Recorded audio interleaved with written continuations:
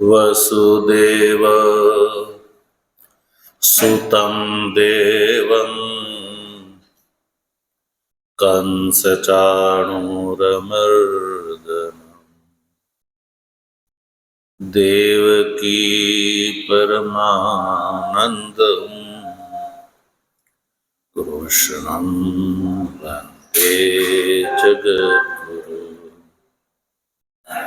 मूकं करोति वाचालम् पङ्गुं लङ्घयते गिरिं यत्कृपातमहं वन्दे परमानन्दमाधवम्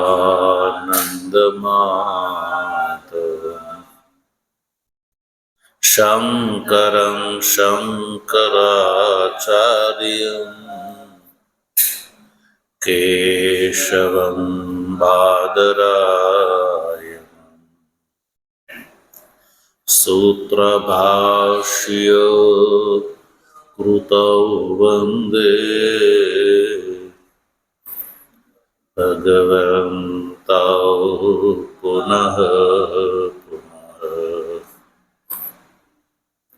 ईश्वरो गुरुरात्मेति मूर्तिभेद विभागिने व्योमवद्व्याप्तदेहाय दक्षिणामूर्तये नमः। ओम शांति शांति शांति।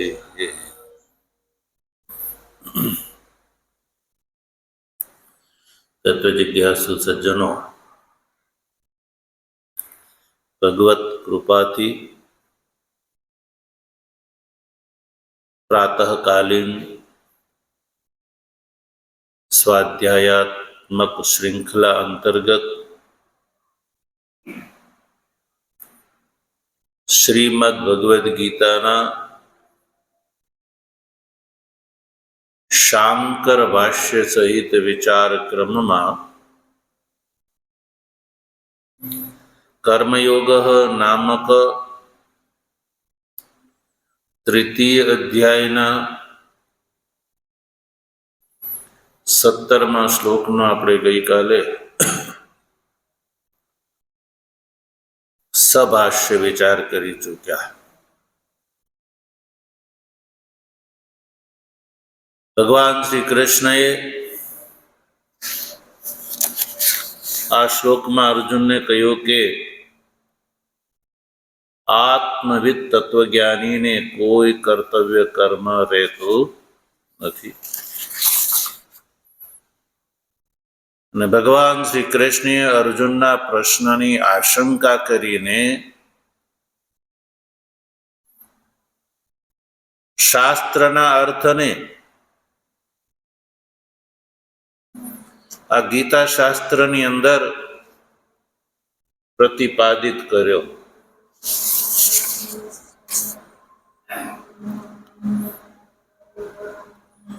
હવે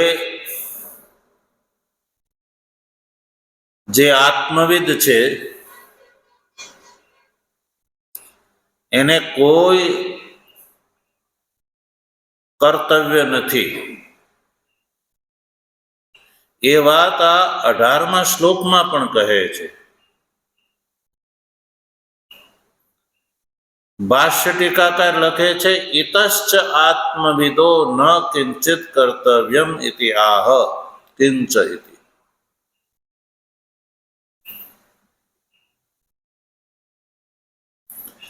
આત્મવિદ યતિને કોઈ કર્તવ્ય કર્મ કરવાનું રહેતું નથી। એનું એક વિશેષ કારણ 18મા શ્લોકમાં ભગવાન શ્રી કૃષ્ણ બતાવે છે।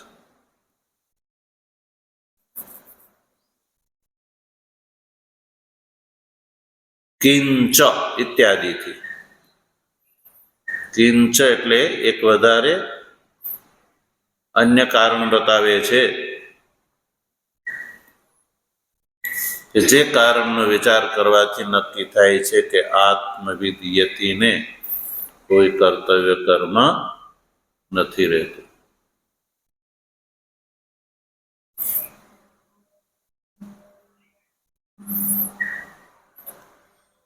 સંસ્કૃત જગતમાં એક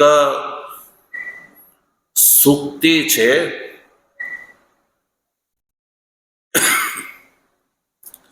કે પ્રયોજનમ અનઉદ્દિશ્ય મંદોપી ન પ્રવર્તતે.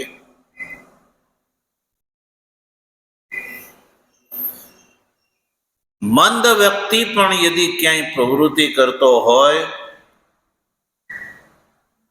તો એ વગર પ્રયોજને કરતો નથી. કોઈ પ્રયોજન, કોઈ લાભ હોય તો જ મંદ વ્યક્તિ પણ પ્રવૃત્તિ કરે છે. એ પરિપાટી છે, એ શૈલી છે.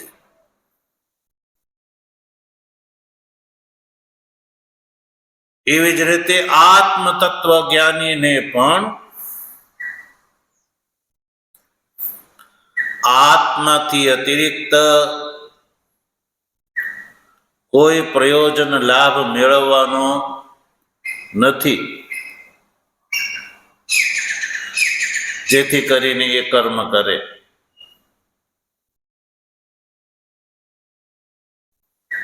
સજ્જનો,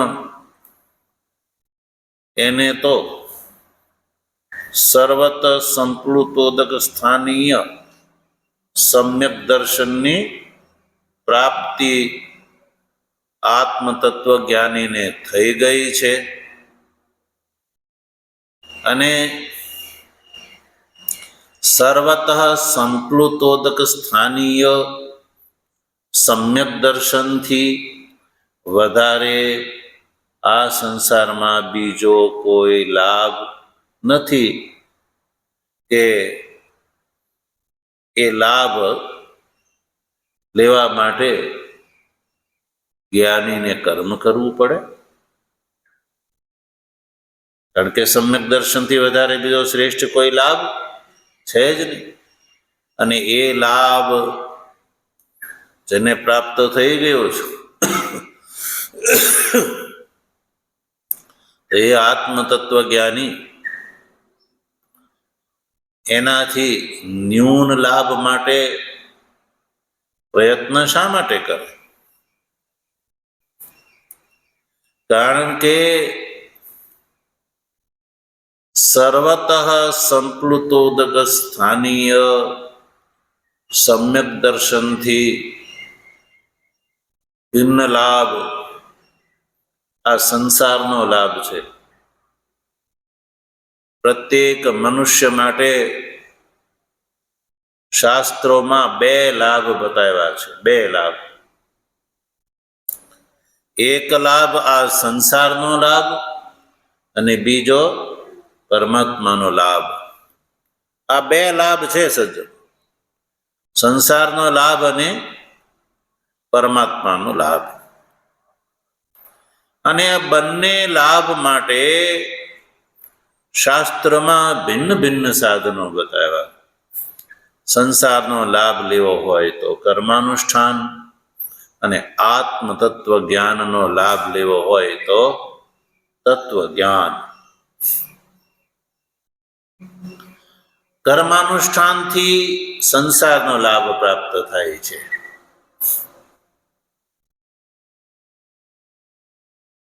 સંસારનો લાભનું કારણ છે કર્મ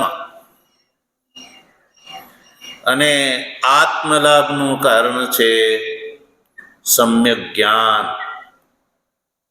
તો એ સમ્યક જ્ઞાન દ્વારા આત્મતત્વનો લાભ જે જ્ઞાનીએ પ્રાપ્ત કરી લીધો છે તો સંસારનો લાભ તો એનાથી ન્યૂન છે અને નાશવંત છે. કેવો છે? સંસારનો લાભ છે એ નાશવંત લાભ છે.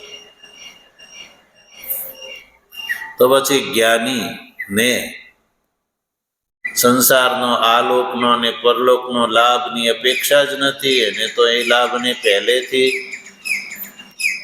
અનિત્ય સમજીને એનો એને પહેલેથી ત્યાગ કરી દીધો છે. એટલે એ લાભનું નિમિત્ત કર્માનુષ્ઠાન એ જ્ઞાની શા માટે કરે? એટલે જ્ઞાનીને કોઈ કર્માનુષ્ઠાનની અપેક્ષા રહેતી નથી. એટલે આત્મવિદને માટે કોઈ કર્તવ્ય નથી. એ વાત ભગવાન શ્રી કૃષ્ણ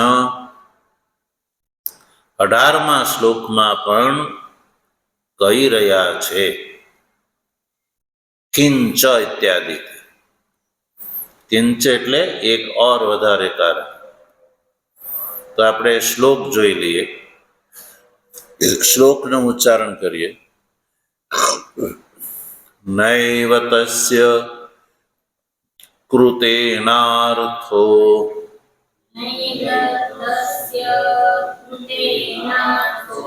નાકૃતે નેહ કશ્ચન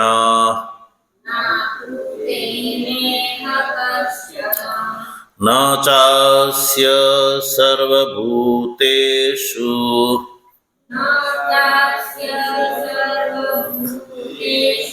કશ્ચિદર્થ વ્યપાશ્રયઃ.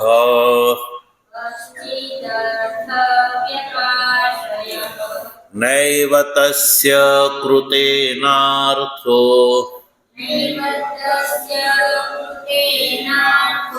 નાકૃતે નેહ કશ્ચન ન ચાસ્ય સર્વભૂતેષુ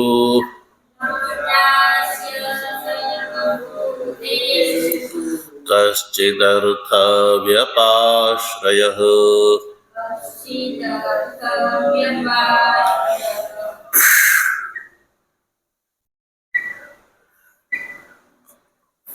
શ્લોકનું ઉચ્ચારણ આપણે કર્યું. હવે સંધિ વિગ્રહ કરીએ. નૈવ એનો સંધિ વિગ્રહ થશે ન એવ. તસ્ય કૃતેનાર્થો, એમાં દીર્ઘ સંધિ થયેલી છે. કૃતેન અર્થ, પછી નાકૃતે નેહ, એમાં 3 શબ્દ છૂટા પડશે. ન અકૃતેન ઈહ કશ્ચન જુદું જ છે. નીચે દેખો. ન ચાસ્ય, ચાસ્યમાં 2 શબ્દ છૂટા પડશે. ચ અને અસ્ય.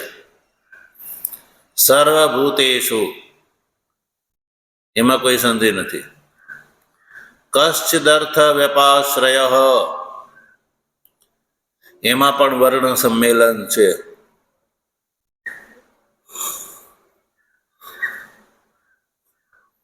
કશ્ચિત અર્થ વ્યપાશ્રયઃ,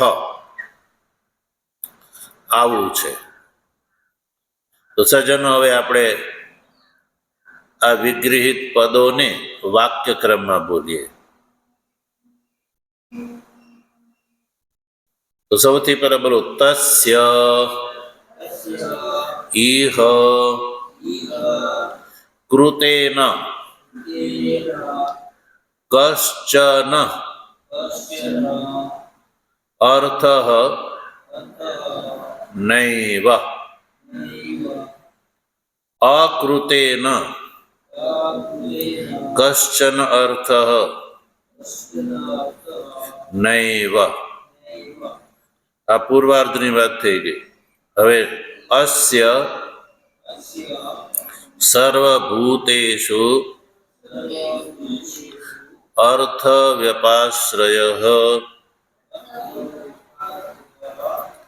કશ્ચિત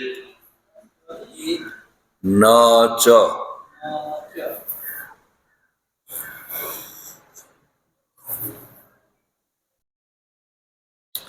તસ્ય યહ કૃતિન કશ્ચન અર્થ નૈવ, આ એક વાક્ય થયું. અકૃતિન કશ્ચન અર્થ નૈવ, આ બીજું વાક્ય થયું. અને પછી અસ્ય સર્વભૂતેષુ અર્થ વ્યપાશ્રય કશ્ચિન ચ, એ ત્રીજું વાક્ય થયું. તો આ શ્લોકના આપણે 3 વાક્ય બનાવેલી, નવી અલગ અલગ 3 વાત કહી ભગવાને આમાં. તો સૌથી પહેલા ભગવાન કહે છે કે તસ્ય યહ કૃતિન કશ્ચિન અર્થ નૈવ, એવું કહે છે ભગવાન. અર્જુનને કહે છે કે હે ભાઈ અર્જુન, તસ્યથી અભિપ્રાય છે જ્ઞાનીનઃ, પરમાત્મા રતે હે જ્ઞાનીનઃ, ઉપરથી લગાડો. ભાષ્યમાં તો તસ્ય શબ્દનો અર્થ છે પરમાત્મા રતે હે, એટલે કે જે પરમાત્મામાં રત છે, અભિપ્રાય છે કે આત્મવિદ. પરમાત્મા રતેનો અર્થ છે આત્મવિદ, જેની પાછળના શ્લોકમાં વાત ચાલી હતી એ. યસ્તુ આત્મરતિરેવ આત્મતૃપ્ત આત્મની સંતુષ્ટ, એવો એ પરમાત્મા રતે હે, પરમાત્મા તૃપ્ત, પરમાત્માની સંતુષ્ટ, એવો જે આત્મતત્વજ્ઞાની છે સજ્જનો, તસ્ય જ્ઞાનીનઃ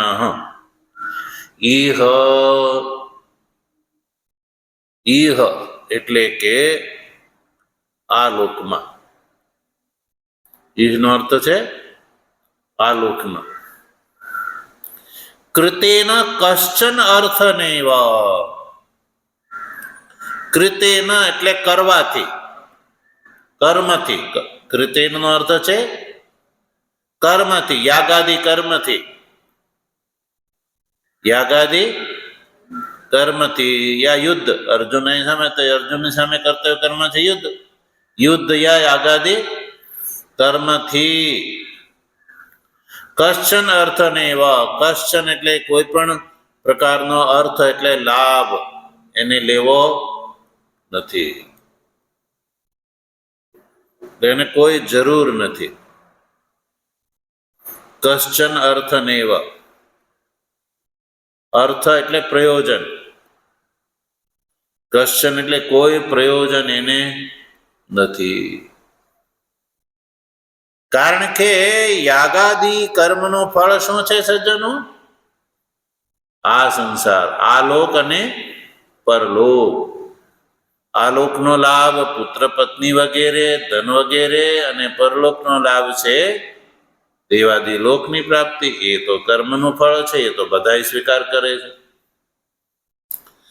તો હવે આ જ્ઞાનીને કર્તવ્ય કર્મ કેમ શેષ નથી રહેતા? એટલા માટે કે જ્ઞાનીને આ લોકનો લાભ નથી લેવો, પુત્ર પત્ની વગેરે પણ એને પ્રયોજન.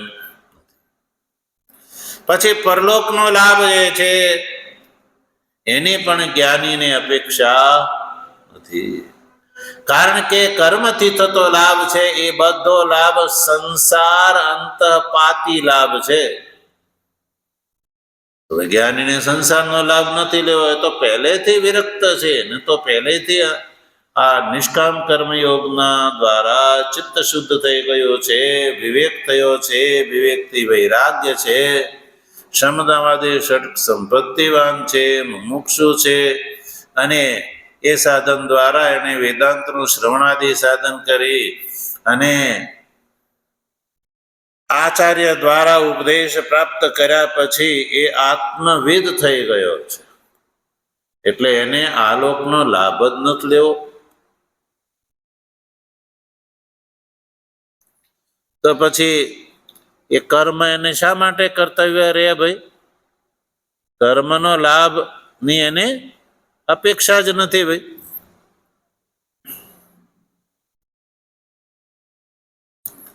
પ્રયોજન ઉદ્દેશ જ નથી.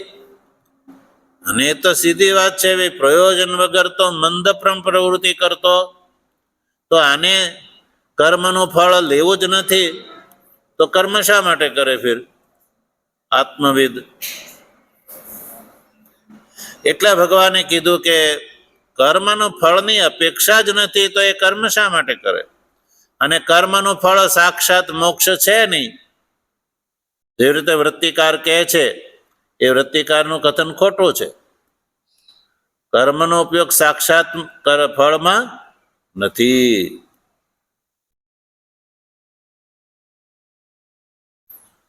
જ્ઞાનમાં કર્મનો ઉપયોગ છે પણ ફળમાં નહીં. એટલા માટે એને કોઈ કર્મ નથી રહેતું.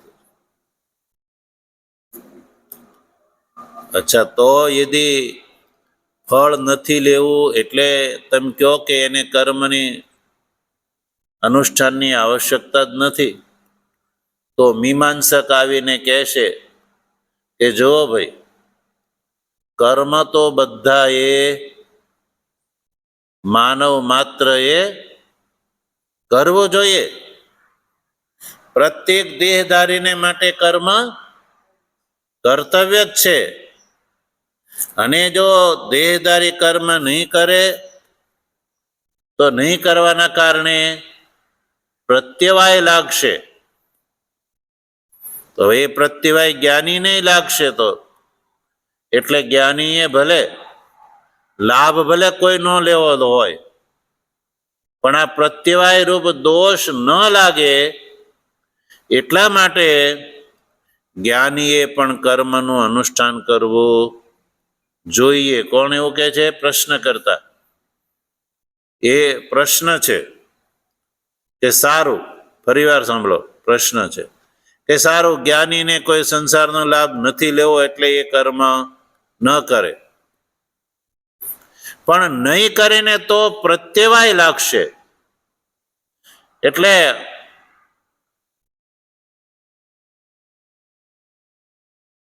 લાભ ન લેવો હોય તો એને કર્મ કરવા પડશે. નહીં કરવાથી પ્રત્યવાય લાગે છે. એટલે મીમાંસક એવું કહે છે કે નહીં કરવાથી પ્રત્યવાય લાગશે, તો પ્રત્યવાયની નિવૃત્તિ માટે આત્મવિદે પરમાત્મા રતે કર્મ કરવા પડશે. આવો પ્રશ્ન જે છે એ બીજો ઉભો થયો. તો ભગવાને કહ્યું, જો અકૃતેન કશ્ચન અર્થ નૈવ, બીજી પંક્તિ બનાવી ને આપણે, અકૃતેન કશ્ચન અર્થ નૈવ. જ્ઞાની જો કર્મ નહીં કરે, અકૃતેન નહીં કરવાથી એને કશ્ચન અર્થ નૈવ, કોઈ અર્થ એટલે કોઈ પ્રત્યવાય લાગવાનો નથી. અકૃતેન એટલે નહીં કરવાથી.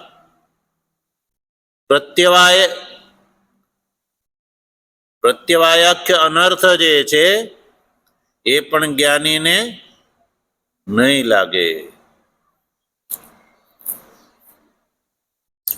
એટલે કહ્યું કે ન અકૃતેન ઇહ કશ્ચન. અકૃતેન એટલે કર્મ નહીં કરવાથી, ઇહ એટલે આ લોકની અંદર, કશ્ચન એટલે કોઈ પણ પ્રકારનો પ્રત્યવાયાદી રૂપ જે આત્મહાનિ લક્ષણ, આત્મહાનિ એટલે પોતાનું નુકસાન રૂપ કોઈ પ્રયોજન કોઈ એને રહેતું નથી. જ્ઞાનીને કોઈ પ્રત્યવાયની પ્રાપ્તિ લાગતી નથી.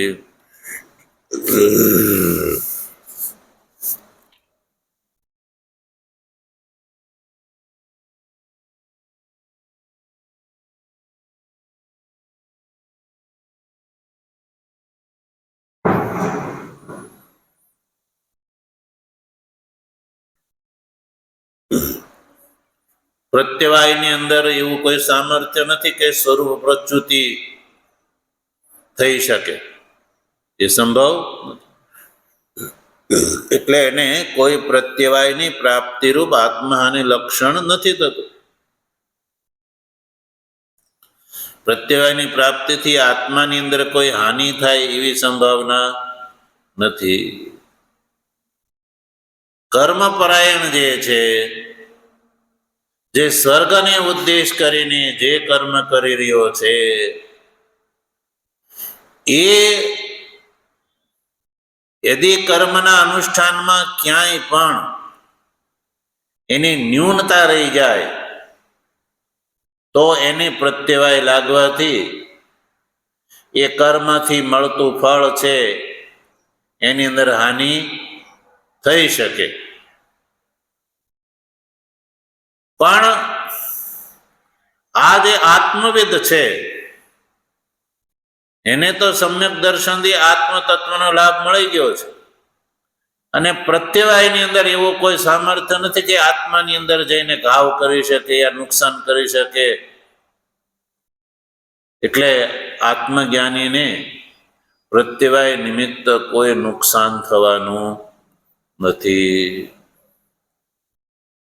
એટલે પ્રત્યવાયાદિ રૂપ આત્મહાનિ લક્ષણ નૈવ અસ્તિ. આત્મહાનિ એવું જેનું લક્ષણ છે એવો કોઈ પ્રત્યવાય પ્રાપ્ત જ્ઞાનીને થતો નથી. અકૃત્ય એટલે નહીં કરવાથી. કર્મના ફળની અંદર પ્રત્યવાય જે છે એ દોષ ઉભો કરી શકે છે. સકામ કર્મ કરવા વાળાએ યાગાદી કર્મ કરતી વખતે બહુ ધ્યાન રાખવું પડે છે. કાંઈ પણ દોષ રહેવો જોઈએ નહીં, ભૂલ રહેવી જોઈએ નહીં. જો ભૂલ રહે તો ફળની અંદર વિકૃતિ આવી શકે. એટલે ત્યાં પ્રત્યવાયનું ચાલે છે. અહીંયા આત્મા ઉપર પ્રત્યવાયનું કાંઈ ચાલતું નથી.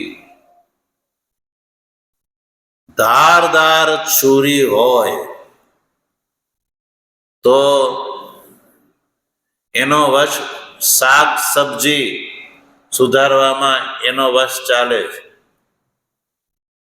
પણ કાળમીંડ પથ્થર હોય એની ઉપર તમે ગમે એટલી ધારદાર છુરી ચલાવો તો કાળમીંડ પથ્થરને એ છુરી કાંઈ કરી શકતી નથી. બલકી છુરીની જે ધાર છે ને એ બુઠી થઈ જાય, પથ્થરને કંઈ થાય નહીં. એટલે આ જે પ્રત્યવાય વાળો ચક્કર છે ને એનું આત્મા ઉપર કઈ વશ ચાલતો નથી. તો કર્મના ફળની અંદર દોષ ઉભો કરી શકે. કર્મના ફળમાં એ આડું ઊભું રહે. પણ અહીંયા આત્મવિદ જ્ઞાનીને કર્મના નહીં કરવાના કારણે જે પ્રત્યવાયની પ્રાપ્તિ રૂપ દોષ બતાવ્યો એનાથી આત્માની કોઈ હાનિ થવાની નથી. એટલે કરવાથી અને નહીં કરવાથી આત્મવિદ જ્ઞાનીને કોઈ લાભ યા નુકસાન નથી. કરવાથી એટલે કે એને બાહ્ય લાભ લેવો જ નથી, અને નહીં કરવાથી લાભ તો પ્રત્યવાય એને આત્માની અંદર એનું કોઈ ચાલતું નથી. એટલે જ્ઞાનીને માટે કોઈ કર્મ એટલા માટે નથી. એટલે આત્મવિદને કોઈ કશ્ચિન કોઈ કર્તવ્ય નથી. અચ્છા, સારું, ચાલો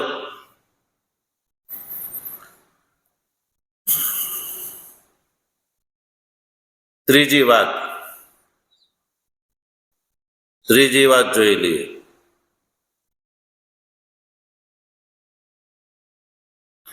કે અહીંયા તો ભાઈ સંસાર તો બહુ મોટો છે. સંસાર તો બહુ મોટો છે. બ્રહ્માજીથી લઈને સ્થાવરાંત પર્યંતના અનેક ભૂત છે આ સંસારની અંદર. એમાંના કોઈને કોઈ ભૂત વિશેષને આશ્રિત કરીને કોઈ એવો અર્થ જે છે જે વિદ્વાનને માટે સાધ્ય હોઈ શકે, એટલે એ માટે વિદ્વાને અવશ્ય કર્મ કરવું જોઈએ. તો એ વાતને ધ્યાનમાં રાખીને ભગવાન શ્રી કૃષ્ણ આગળ લખે છે, અસ્ય સર્વે ભૂતેષુ અર્થ વ્યપાશ્રય કશ્ચિત ન. ભાઈ આ આત્મવિદ યતિ છે ને, એ આત્મવિદ અતિને બ્રહ્માજીથી લઈને સ્થાવરાંત ભૂતો એટલા છે, એ ભૂતોમાંથી કોઈ ભૂત વિશેષનો આશ્રય કરીને પણ કોઈ અર્થ લાભ આત્મવિજ્ઞાનીને લેવાનો નથી આવતો. એટલે એના માટે પણ કર્તવ્ય કર્મ જ્ઞાનીને માટે કર્તવ્ય રહેતું નથી. એ ત્રીજી વાત જો ભાષો ન ચ અસ્ય સર્વભૂતેષુ, સર્વભૂતોમાંથી કોઈ એકાદ એવા ભૂતને ઉદ્દેશ કરીને કોઈ લાભ લેવો હોય અને એ માટે કર્મ કરવું પડે તો કહ્યું ન ચ અસ્ય સર્વભૂતેષુ. સર્વભૂતેષુ તે અભિપ્રાય છે બ્રહ્માદિ સ્થાવરાંતેષુ ભૂતેષુ. બ્રહ્માજીથી લઈને સ્થાવર પર્યંતના જેટલા ભૂતો છે એ ભૂતોને ઉદ્દેશ કરીને કોઈ એકાદ ભૂત વિશેષનો આશ્રય કરીને કશ્ચિદ અર્થ વ્યપાશ્રય, કશ્ચિદ એટલે કોઈ પણ પ્રકારનો અર્થ વ્યપાશ્રય એટલે કોઈ લાભ જ્ઞાનીને લેવો હોય, લેવાનો બાકી રહેતો હશે. કશ્ચિદ અર્થ વ્યપાશ્રય કે જે વિદ્વાનની માટે સાધ્ય હશે. કશ્ચિદ અર્થ વ્યપાશ્રય શબ્દ શું છે? અર્થ વ્યપાશ્રય. કોઈ ભૂતોની અંદર જ્ઞાનીને માટે કોઈ અર્થ વ્યપાશ્રય નથી. હવે અર્થ વ્યપાશ્રય વિશે આપણે જોઈએ. અર્થ વ્યપાશ્રય એટલે અર્થાય વ્યપાશ્રય, અર્થ વ્યપાશ્રય. સમાસ કરો. અર્થાય વ્યપાશ્રય, અર્થ વ્યપાશ્રય. ચતુર્થી વિભક્તિ છે. અર્થાય વ્યપાશ્રય, અર્થ વ્યપાશ્રય એટલે અર્થ લાભ માટે કોઈ વ્યપાશ્રય. વ્યપાશ્રય એટલે આલંબન. વ્યપાશ્રયનો અર્થ છે આલંબન. અર્થાય વ્યપાશ્રય એટલે અર્થ માટે તેને આલંબન.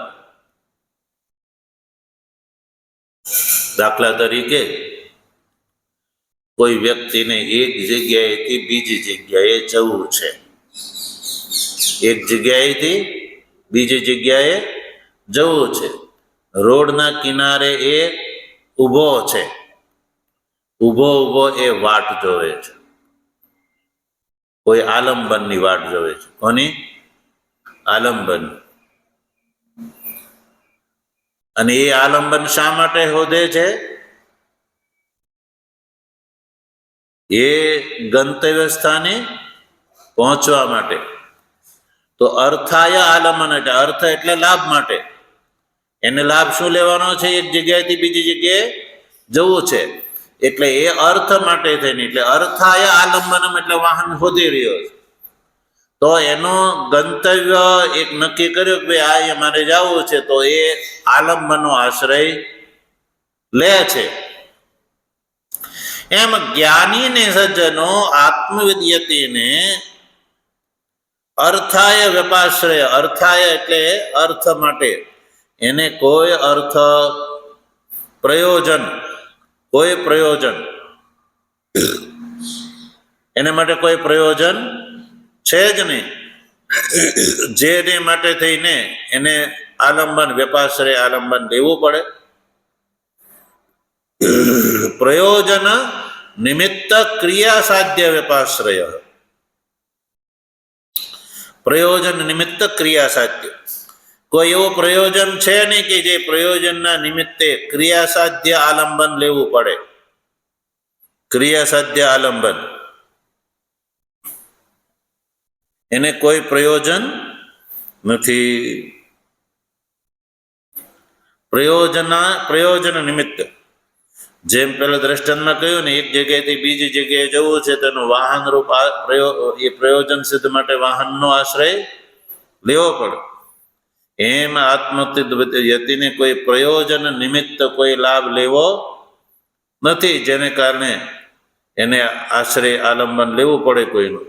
પ્રયોજન નિમિત્ત વ્યપાશ્રય. વ્યપાશ્રય કેવો વ્યપાશ્રય? ક્રિયા સાધ્ય, કે જે ક્રિયાથી પ્રાપ્ત થતો હોય એવો વ્યપાશ્રય એટલે આલંબન. પ્રયોજન જ એને નથી તો પ્રયોજન નિમિત્તે ક્રિયા સાધ્ય આલંબન એને લેવું પડે એ પણ સંભવ નથી. એને કોઈ અર્થ જ નથી, એને કોઈ પ્રયોજનની અપેક્ષા જ નથી કે જેને કારણે એ અર્થની પ્રાપ્તિ માટે એને વ્યપાશ્રય એટલે ક્રિયા સાધ્ય આલંબન નો આલંબન ગ્રહણ કરવું પડે. એટલે કોઈ ભૂત વિશેષને આશ્રય કરીને પણ એને કોઈ ક્રિયા સાધ્ય આલંબનની આવશ્યકતા નથી, કારણ કે એને કશ્ચિત અર્થ કોઈ એવો ક્રિયા સાધ્ય અર્થની અપેક્ષા એને નથી.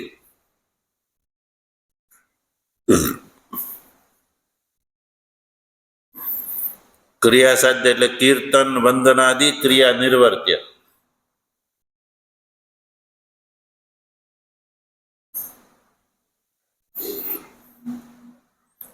એનો જ વિશદ સ્વરૂપ બતાવે છે. જો કશ્ચિત ભૂત વિશેષ આશ્રિત્ય ન સાધ્ય કશ્ચિદ અર્થ અસ્તિ ઇત્યાદિથી ભાષ્કરે બતાવ્યું.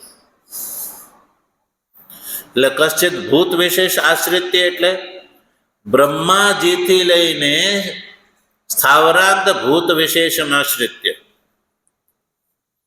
એટલે બ્રહ્મ રુદ્રાદિ રૂપ. ભૂત વિશેષથી અભિપ્રાય છે બ્રહ્માજીથી લઈને સ્થાવરાંત પર્યંતના ભૂત, એ ભૂત વિશેષનો આશ્રય કરીને, એટલે કે બ્રહ્મ રુદ્રાદિ રૂપ છે લાભ, રાજધનાદિક રૂપ લાભ છે, સાગર અશ્વત્થાદિ રૂપ જે લાભ છે એવો લાભ એમાંથી કોઈને કોઈ ભૂત વિશેષનો આશ્રય કરીને કોઈક લાભ લેવો હોત તો એને આશ્રિત કરીને એ કીર્તન વંદનાદિનો આશ્રય કરીને એને પ્રાપ્ત કરે, કારણ કે એ એનાથી લભ્ય છે કશ્ચિદ અર્થ. એવી રીતે સત્યલોક છે, કૈલાસ આદિ રૂપ છે, ભૂમિ ધનાદિ રૂપ છે, પુણ્યપુત્રાદિ રૂપ છે એવો અર્થ ફળ, એ પણ ફળ આને કોઈ ભૂત વિશેષ આશ્રિત કરીને પણ જ્ઞાનીને કોઈ અપેક્ષા નથી. કેમ? કારણ કે જ્ઞાનીની દ્રષ્ટિથી તો સજ્જનો બ્રહ્મથી અતિરિક્ત સંપૂર્ણ સંસાર કેવો છે? મિથ્યા છે. એટલે એને કોઈ ભૂત વિશેષ આશ્રય કરીને પણ કોઈ લાભ લેવો નથી. એટલે એન તદર્થા ક્રિયા અનુષ્ઠેયા સ્યાત. કોઈ ભૂત વિશેષ આશ્રય કરીને પણ લાભ લેવો હોત તો એને એ તદર્થા એટલે એને કારણે તેને ક્રિયા અનુષ્ઠેયા સ્યાત. ક્રિયા એટલે કર્મનું અનુષ્ઠાન એને કરવું પડે. પણ ઠીક, એટલે જ્ઞાનીને કોઈ પણ પ્રકારથી કર્માનુષ્ઠાન જે છે એ કર્તવ્ય રહેતું નથી. એ વાત ભગવાન શ્રી કૃષ્ણએ અહીંયા સ્પષ્ટ કરી દીધી. તો અર્જુન ભગવાનને કહે કે ભગવાન તો મારે ક્યાં કાંઈ લેવું છે, મારે પણ નથી કાંઈ લેવું. લો મયાપી યથોક્તમ તત્વજ્ઞાનમ આશ્રિત્ય, તત્વજ્ઞાનને ધ્યાનમાં રાખીને મારે તો તત્વજ્ઞાન જ પ્રાપ્ત કરવું છે. એટલે મારે તે ત્યાજ્યમેવ કર્મ, મારે કર્મ શા માટે કરવા જોઈએ? અર્જુનના આવા મતને ધ્યાનમાં રાખીને આશંકા કરીને ભગવાન ભાષ્યકાર આગળ જો ભગવાનનું વચનનો અભિપ્રાય બતાવે છે. ન ત્વમ એતસ્મિન સર્વતઃ સંપ્લુતોદક સ્થાનીયે સમ્યક દર્શને વર્તસે. ન ત્વમ એતસ્મિન સર્વતઃ સંપ્લુતોદક સ્થાનીયે સમ્યક દર્શને વર્તસે. ભાઈ અર્જુન, તું એમ કહેતો હો કે તત્વજ્ઞાન આશ્રિત કરીને મારે કોઈ બીજો લાભ નથી લેવો, તો મારે કર્મ શા માટે કરવા? તો ભગવાન કહે છે કે સર્વતઃ સંપ્લુતોદક સ્થાનીય જે સમ્યક દર્શનનો લાભ છે એનો હજી તું અધિકારી થયો નથી. એ વાત છે. સર્વતઃ સંપ્લુતોદક સ્થાનીય લાભ કયો છે? સમ્યક દર્શનનો લાભ. એની અંદર બધા લાભનો અંતર્ભાવ થઈ જાય છે. સમ્યક દર્શનની અંદર બધા લાભનો અંતર્ભાવ થઈ જાય છે. સર્વે પદા હસ્તિપદે નિમગ્નાહ, બધા જ પ્રાણીઓના જે હગડ છે એ હાથીના હગડની અંદર સમાઈ જાય છે. એટલે જેને આત્મલાભ પ્રાપ્ત થઈ ગયો ને સજ્જનો, તો એનાથી વિશેષ વધારે આ સંસારની અંદર ક્યાંય ખૂણે ખાંચરે બીજો એનાથી શ્રેષ્ઠ લાભ બાકી રહેતો નથી. એટલે ભગવાન શ્રી કૃષ્ણ અર્જુનના પ્રશ્નની આશંકા કરીને ભગવાન અર્જુનને એવું કહેવા માંગે છે કે હે અર્જુન, તું હજી આ સર્વતા સંપ્લુતોદક સ્થાનીય સમ્યક દર્શને ત્વમ ન વર્તસે.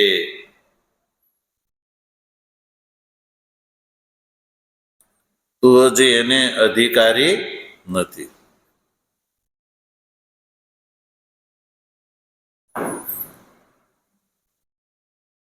તો હજી આત્મતત્વવિદ કોટીએ પહોંચ્યો નથી. એટલે તારા માટે કર્મ હજી ત્યાજ્ય નથી, પણ કર્તવ્ય છે.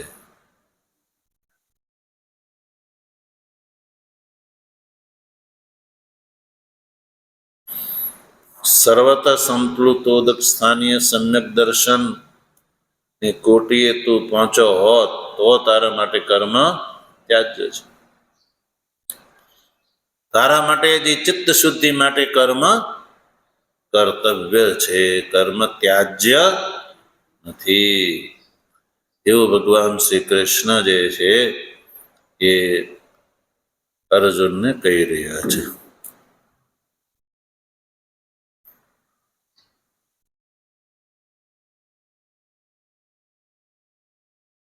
અને જ્ઞાનીને કોઈ બ્રહ્મલોકથી લઈને સ્થાવરાંત લોક, જે બ્રહ્માદિ લોકના ફળની કોઈ અપેક્ષા હોત તો જ્ઞાનીને સગુણ બ્રહ્મનું અનુષ્ઠાન કરવું પડે. સગુણ બ્રહ્મ ઉપાસના યા પરલોકને માટે યજ્ઞ વગેરેનું અનુષ્ઠાન કરવું પડે, પણ એને કોઈ લાભની અપેક્ષા નથી. એટલે સગુણ બ્રહ્મની ઉપાસના અથવા યજ્ઞનું અનુષ્ઠાન જ્ઞાનીને કરવાની જરૂર નથી. એ ન કશ્ચિદ અર્થ વ્યપાશ્રય ઇત્યાદિથી ભગવાન શ્રી કૃષ્ણે અર્જુનને કહ્યું. એટલે 18મા શ્લોકમાં ભગવાને આત્મવિદને શા માટે કોઈ કર્તવ્ય નથી એનું કારણ બતાવ્યું. એટલે કર્મ નિમિત્તક જે લાભ છે એ લાભની અપેક્ષા નથી, એટલા માટે.